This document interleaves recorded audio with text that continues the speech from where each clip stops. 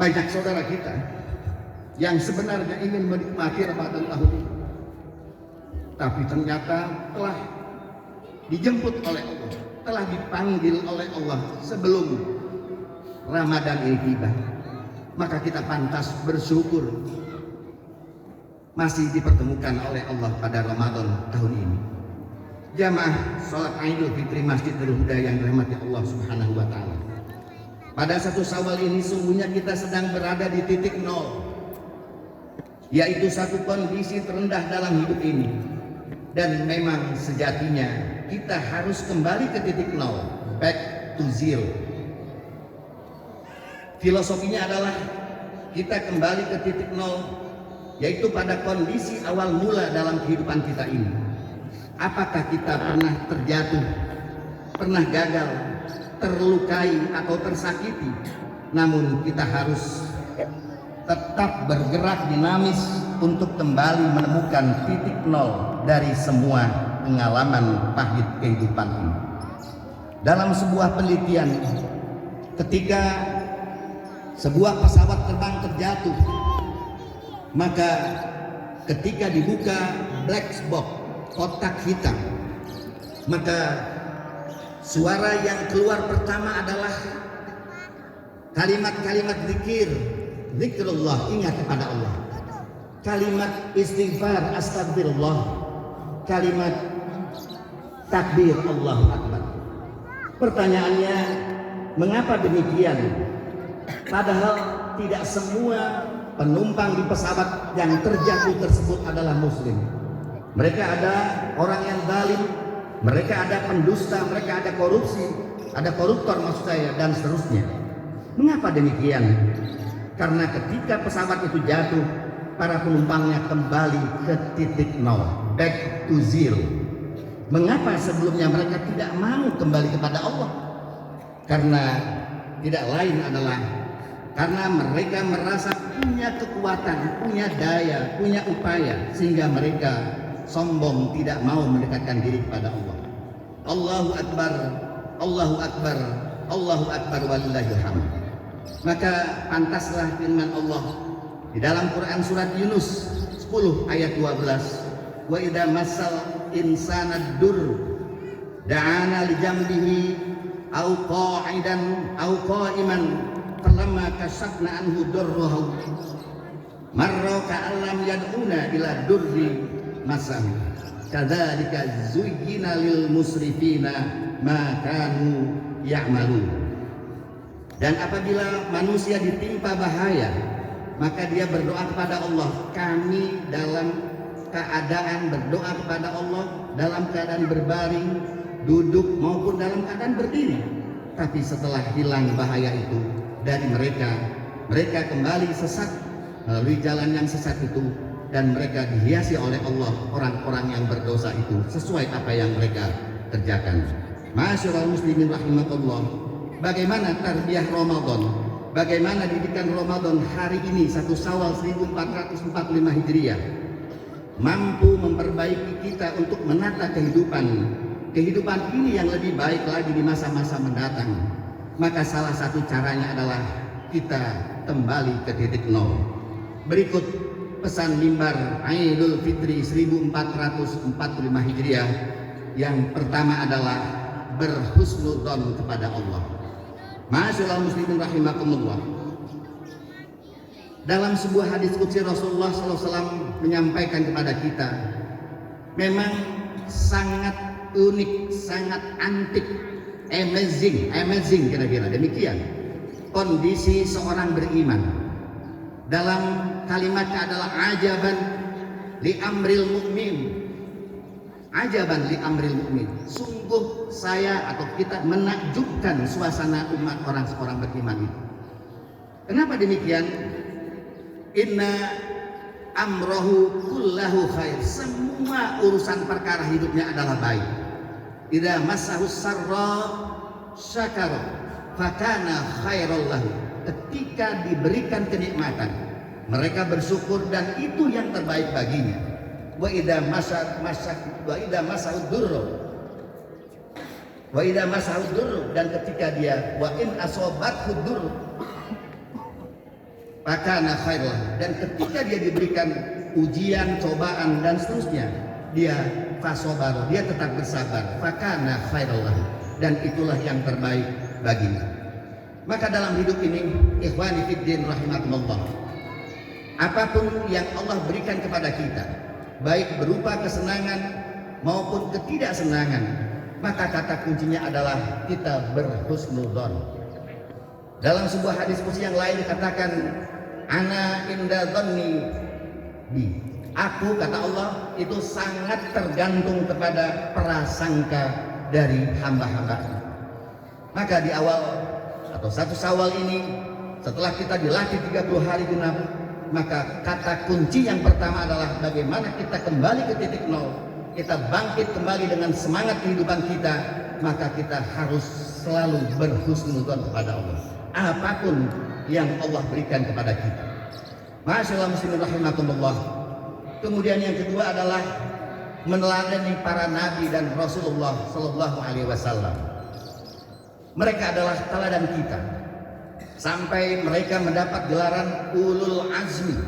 Mereka adalah kurang lebih 5 nabi dan rasul yang mendapat gelaran bahwa mereka adalah orang-orang yang tabah, yang kuat menghadapi berbagai macam ujian. Dalam Quran surat 2 Al-Baqarah ayat 214 dengan tegar Allah sampaikan, am hasibtum an tadkhulul jannah walamma ya'tikum mathalul ladzina khalau min qablikum massathumul ba'sa wad-dharra wa zulzilu hatta yaqular rasul wal ladzina ma'ahu mata nasrullah ala inna nasrallahi qarib. Hampir-hampir saja umat Islam bersama Rasulullah dan bersama nabi-nabi yang lain mengeluh karena begitu banyaknya cobaan, goncangan hidup dan sebagainya, sampai mereka berteriak bersama-sama, mata nasrullah, kapan pertolongan Allah akan tiba? Maka Allah menghibur umat Islam ketika itu, para nabi dan para sahabat, ala inna nasrallahi qarib, ketahuilah bahwa pertolongan Allah amat sangat dekat. Masyaallah muslimin rahimakumullah. Dalam kesempatan ini kita bisa mengambil contoh bagaimana kisah Nabi Zakaria alaihissalam dan juga senasib dengan Nabi Ibrahim alaihissalam. Dikisahkan dalam Quran surah 19 ayat 1 sampai 7 bagaimana usia sudah renta, rambut sudah memutih, tenaga sudah tidak ada, tapi belum juga dihadirkan keturunan. Sampai dalam doanya, qala rabbi inni wahanal azmu wasta'ala ra'su saiba. Ya Allah, aku sudah tua, aku sudah renta, dan rambutku sudah memutih. Walam akun bidu'aika rabbi sakiya. Dan Nabi Zakaria pantang untuk berhenti terus berdoa. Maka di ayat berikutnya, di ayat 5, fahabli min ladunka waliyya. Maka ya Allah, hadirkanlah generasi anak kami ya Allah yang akan menggantikan kami. Maka di ayat yang berikutnya Allah sampaikan bahwa Allah menghibur Zakaria bahwa ya Zakaria inna nubasyyiruka bi ghulamin ismuhu Yahya. Wahai Zakaria, di usiamu yang lanjut, di tenagamu yang sudah letih, aku hadirkan seorang keturunan yang bernama Yahya, dan nama tersebut tidak pernah aku siapkan sebelumnya. Allahu Akbar, Allahu Akbar, Allahu Akbar, walillahil hamd. Kisah perang Khandaq, Rasulullah bersama para sahabat ketika itu di tahun ke-5 Hijriah, bagaimana memasang strategi, membuat parit-parit di sekitar kota Madinah. Disitulah Rasulullah beserta 3.000 pasukan muslim akan berhadapan dengan kaum atau tentara Al-Ahzab, yaitu tentara persekutuan. Kalau sekarang kita sebut adalah Amerika kira-kira, tentara sekutu, melawan 10.000. Masyaallah muslimin rahimakumullah. Maka dalam kondisi seperti itu Rasulullah menghibur dan menghibur terus untuk para tentara muslim, ditambah bangsa Yahudi atau suku Yahudi dari Bani Quraidah yang awalnya sudah berkomitmen untuk bersatu, bergabung dengan tentara Islam ketika itu di Madinah, mereka mengundurkan diri. Maka Rasulullah Shallallahu Alaihi Wasallam berdoa dengan sangat memberikan positif kepada para tentara bahwa kemenangan akan terjadi. yaitu kata Rasulullah, bergembira wahai umat Islam, sungguhnya Allah akan menghadirkan kemenangan dan sebentar lagi kita akan menang. Subhanallah walhamdulillah. 10.000 melawan 3.000 pasukan, maka tentara muslim dimenangkan oleh Allah. Ma'asyiral muslimin rahimakumullah. Allahu akbar, Allahu akbar, Allahu akbar, walillahil hamd. Ma'asyiral muslimin rahimakumullah. Hari ini peradaban yang sedang berlangsung adalah sebuah peradaban yang mengajak orang untuk tunduk dan patuh, tidak mengajak orang-orang untuk tunduk dan patuh pada Allah. Sebab peradaban saat ini dibangun atas dasar paham materialisme, paham kebendaan, penguasaan terhadap sumber daya, resource menjadi tujuan utamanya. Setiap orang berlomba-lomba untuk bisa menjadi yang terkaya. Akibatnya hubungan manusia satu dengan lainnya seperti homo homini lupus, seperti manusia serigala bagi manusia lainnya.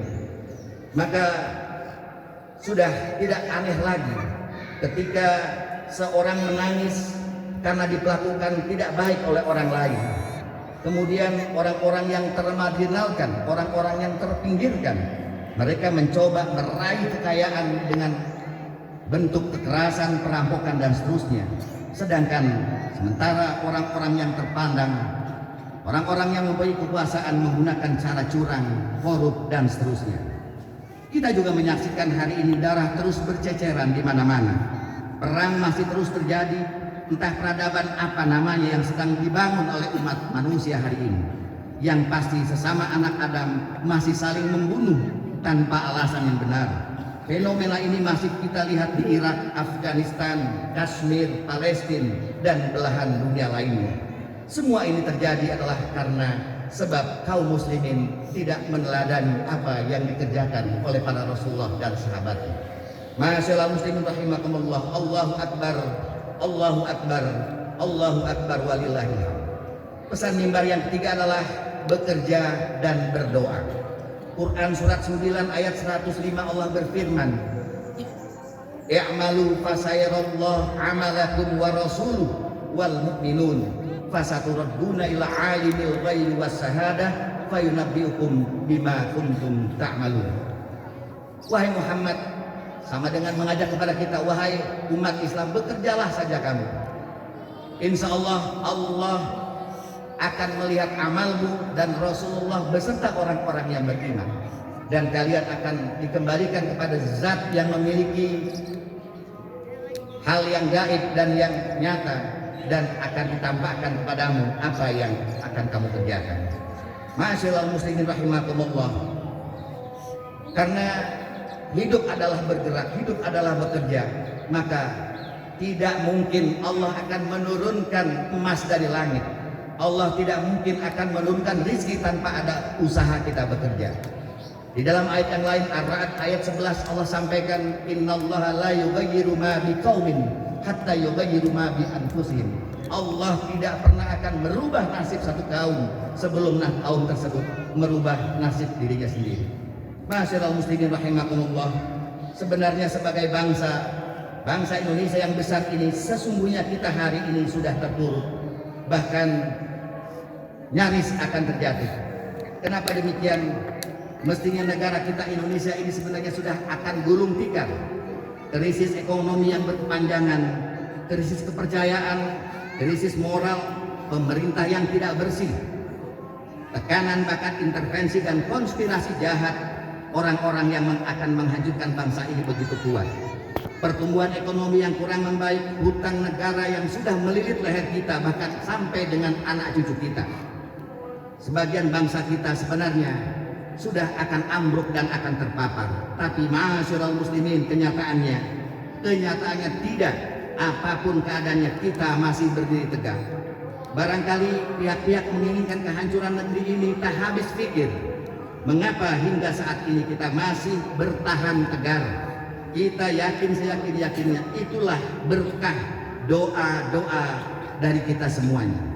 Maka dalam sebuah kitab Durratun Nasihin ditegaskan di situ bahwa syarat berdirinya sebuah negara itu adalah 4. Yang pertama adalah bi'ilmil ulama, karena kaum intelektual yang terus mau berpikir. Yang kedua adalah bi'adlil ulama, bi'adlil umaro, dengan keadilan atau ketidakzalimannya para pemimpin, para pemerintah. Yang ketiga adalah bisakhawatil agniya, dengan kedermawanannya para orang-orang dahab, orang-orang kaya. Dan yang terakhir, yang terpenting adalah bida'watil fuqara, yaitu karena doanya orang-orang fakir, miskin dan seterusnya. Maka ma'asyiral muslimin rahimakumullah, negara yang begini besar dengan jumlah penduduk yang sudah luar biasa mendekati 300 juta, ini masih berdiri tegak tidak lain adalah yang kita harus syukuri, karena menengadahnya tangan-tangan, hati-hati orang yang ikhlas, orang-orang yang terpinggirkan, orang-orang fakir dan miskin. Maka dari itu saum Ramadan sejatinya dapat mendidik para pejabat kita, para elit kita untuk mampu menahan diri, mampu untuk menahan kesenangan sementara, mampu harus mensejahterakan rakyatnya. Dan ini adalah harus kembali dari titik nol. Allahu Akbar, Allahu Akbar, Allahu Akbar walillahil hamd. Pesan mimbar yang keempat adalah al-ihtimam al-jama'i, atau solidaritas sosial. Ma'asyiral muslimin rahimakumullah, tidak dapat terpungkiri di sudut-sudut dan di pelosok-pelosok manapun kita berjalan, terutama di Jakarta, Bogor, Tangerang, Bekasi, bahkan terus di kota-kota besar, bahwa di sudut-sudut itu kita lihat banyak kaum duafa, kaum fakir, kaum miskin. Mereka hidup tanpa harus tahu kapan menahan lapar. Mereka harus hidup kapan tahu harus menahan haus. Mereka harus berjemur dengan panas terik matahari yang menyengat. Mereka harus kedinginan dengan hujan yang tak pernah ada hentinya. Mereka tidak bisa pulang untuk ke rumah. Memang mereka tidak punya tempat tinggal. Ma'asyiral muslimin, saum Ramadan yang sudah kita lakukan harus melahirkan asyuur al-ijtimai, satu perasaan sosial, al-ihtimam li ghairihi, satu perhatian kepada saudara kita. Jangan sampai yang kaya tetap sombong dengan kekayaannya dan yang miskin terus dibiarkan seperti itu. Inilah buah dari didikan Allah di bulan Ramadan. Mereka para dahaf, para orang-orang yang berpunya harus mampu menjadi teladan di masyarakat, teladan di keluarga dan seterusnya. Dan ajaran Islam adalah harus mengendalikan diri untuk mampu zuhud. Zuhud bukan berarti dengan berpakaian kumal, dengan kondisi fisik yang tidak bersih dan sebagainya. Sesungguhnya zuhud adalah bagaimana kita memalingkan diri kita dari nafsu dunia. Bahkan hidup zuhud adalah bukan hidup yang terhina. Ma'asyiral muslimin rahimakumullah, boleh-boleh saja orang mukmin atau orang Islam untuk hidup kaya dan berjaya, namun yang ada di dalam hatinya adalah hanya Allah. Letakkan harta di tanganmu dan jangan letakkan harta di hatimu. Demikian nasihat para ulama salaf. Ma'asyiral muslimin rahimakumullah, di dalam kepedulian sosial kita kepada sama kita di bulan Ramadan ini, alhamdulillah, laporan dari takmir masjid, dari pengurus Yayasan Nurul Huda Kafah sangat membanggakan bahwa kita di lingkungan kita budaya kebersamaan masih terus terjalin. Bagaimana kita terus menolong agama Allah, menolong dakwah Allah. In tansurullaha yansurkum wa yuthabbit aqdamakum. Ketika kamu mau menolong agama Allah, ketika kamu menolong lembaga-lembaga Allah, dakwah Allah, maka Allah pasti akan menolong kita semuanya. Ma'asyiral muslimin rahimakumullah. Di akhir khutbah ini saya menyampaikan bagaimana Rasulullah SAW berlebaran ketika itu di Madinah. Dalam sebuah sabdanya, alaikum bis shadaqah. Hendaklah, kata Rasulullah, wahai umat Islam, selepas sholat Id dikumpulkan mereka, hendaklah kalian bersedekah. Maka yang hadir ketika itu adalah kaum du'afa, kaum fakir, kaum miskin, kaum apa tak berpunya. Mereka menjawab, dan sebagian besar adalah ibu-ibu, ya Rasulullah, min aina lana shadaqah natasaddaq biha. Kami ini adalah orang termiskin di Madinah, kami nggak punya harta, nggak punya rumah, nggak punya apa-apa. dari mana kami mau bersedekah? Dengan tersenyum Rasulullah menyampaikan sebuah tausiah yang menyejukkan hati. Inna abwabal khair lakatsiratun. Sungguh pintu-pintu kebaikan itu sangat banyak. Maka tabassumuka fi wajhi ahlika sedekah. Engkau bertersenyum saja di hadapan wajah saudaramu itu adalah sedekah. Ma'asyiral muslimin rahimakumullah. Inilah tuntunan Rasulullah yang begitu sejuk, yang begitu baik, yang dapat kita laksanakan terutama nanti di awal atau di 1 Syawal ini. Ma'asyiral muslimin rahimakumullah, demikian pesan mimbar Idul Fitri Masjid Nurul Huda tahun 1445 Hijriah. Kesimpulannya adalah dengan kembali ke titik nol, kita siap memperbaiki dan menata kehidupan ini yang lebih baik lagi di masa-masa yang akan datang. Dengan cara yang pertama, tetap berhusnudzon kepada Allah apapun kondisi kita. Kedua, mau meneladani semua perilaku, ucapan dan tindakan dari para nabi dan Rasulullah Sallallahu Alaihi Wasallam terhadap apapun kehidupan kita yang dapat kita lakukan. Kemudian yang ketiga adalah tetap kita berikhtiar dengan penuh sabar, tetap kita berikhtiar dengan penuh tawakal, dan jangan lupa ada sebuah kekuatan yang tidak dimiliki oleh kekuatan lain. Ad-du'a'u silahul mu'minin, bahwa doa adalah senjata yang paling ampuh bagi orang yang beriman. Wad-du'a'u ruhul ibadah, dan doa itu adalah otaknya beribadah. Ma'asyiral muslimin rahimakumullah, yang keempat adalah terus kita tanamkan sikap sosial kita, al-syu'ur bil ijtima' bil jama'i, al-ihtimam bil jama'i, rasa kepedulian kita kepada Allah Subhanahu wa taala. Akhirnya dengan jiwa yang bersih, dengan rohani yang suci, marilah kita tundukkan hati dan kepala kita. Kita bermohon pada Allah atas kebesarannya, kita berdoa pada Allah mengharapkan ampunan, ridho dan rahmatnya. Nastaghfirullahaladzim, nastaghfirullahaladzim, nastaghfirullahaladzim. Alhamdulillahirabbil alamin, hamdan syakirin, hamdan yuafi ni'amahu wa yukafi mazidah. Ya Rabbana lakal hamdu wa lakas syukru kama yanbaghi li jalali wajhikal karim wa 'azimi sultanik. Rabbana ighfir lana wa li ikhwanina alladhina sabaquna bil iman wa la taj'al fi qulubina ghillan lil ladzina amanu rabbana innaka ra'ufur rahim. Ya Allah, untuk mula segala pujian dan syukur kami, dari mula semua kebaikan dan keutamaan dunia dan akhirat berasal. Kami persembahkan seluruh pujian ini keharibaanmu dengan atau sesuai dengan keagungan wajahmu, ya Allah yang mulia. Ya Allah, sungguh kami telah mendolimi diri kami. Jika Engkau tidak memberikan rahmat dan ampunan kepada kami, niscaya kami termasuk orang-orang yang merugi. Ya Allah, ya Rabb, perbaikilah agama kami yang menjadi perisai kebaikan bagi setiap urusan kami. Perbaikilah akhirat kami yang menjadi tempat kami kelak kembali. Perbaikilah dunia kami yang menjadi tempat penghidupan kami, ya Allah. Ya Allah, jadikanlah sisa-sisa hidup kami ini sebagai tambahan kebaikan. Kebaikan bagi kami, dan jadikanlah kematian kami sebagai perpisahan yang menenangkan kami dari semua kejahatan. Ya Allah, ya Rabb, turunkanlah pertolongan-Mu kepada saudara-saudara kami yang sedang berjuang, berjihad di jalan-Mu, ya Allah. Saudara kami yang di Palestina, di Kashmir, Irak, Pakistan, Afghanistan, dan semua belahan bumi-Mu, ya Allah. Dan menangkanlah mereka dari tipu daya orang-orang kafir, orang-orang musyrik, orang-orang zalim, orang-orang munafik. Ya Allah, ya Rabb, yang selalu menggenggam jiwa-jiwa kami, di bulan Syawal ini jadikanlah kami tetap berhusnudzon kepadamu, ya Allah. Bimbinglah kami untuk konsisten dan komitmen meneladani kehidupan Rasulullah dan para nabimu, ya Allah.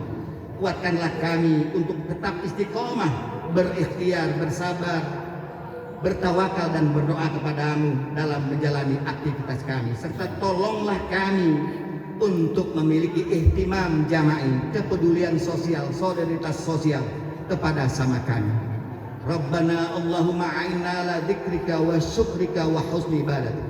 Allahumma ansur ikhwanana al-muslimina fi Palestin Allahumma anjih ikhwanana al-muslimina fi biladillahi jami'an. Allahumma ya Allah la tuzigh qulubana ba'da id hadaitana wa hab lana min ladunka rahmah innaka antal wahhab. Allahumma a'inna ala dzikrika wa syukrika wa husni ibadah. Allahumma syaddid samlahum wa zalzil aqdamahum khususan minal yahudi wan nasara wal buddha wal hind wa syarikatihim ajma'in. Rabbana Allahumma a'inna ala dzikrika wa syukrika wa husni ibadah. Rabbana Allahumma innaka afuwun tuhibbul afwa fa'fu anna. Fa'fu anna ya karim, fa'fu anna ya rahim, fa'fu anna ya akramal akramin. Rabbana atina fid dunya hasanah wa fil akhirati hasanah wa qina adzaban nar wa tawaffana mal abrar ya aziz ya ghaffar ya rabbal alamin. Taqabbalallahu minna wa minkum, ja'alana wa iyyakum minal aidin wal faizin fi kulli amin wa antum bi khairin fastabiqul khairat. Assalamualaikum warahmatullahi wabarakatuh. Waalaikumsalam.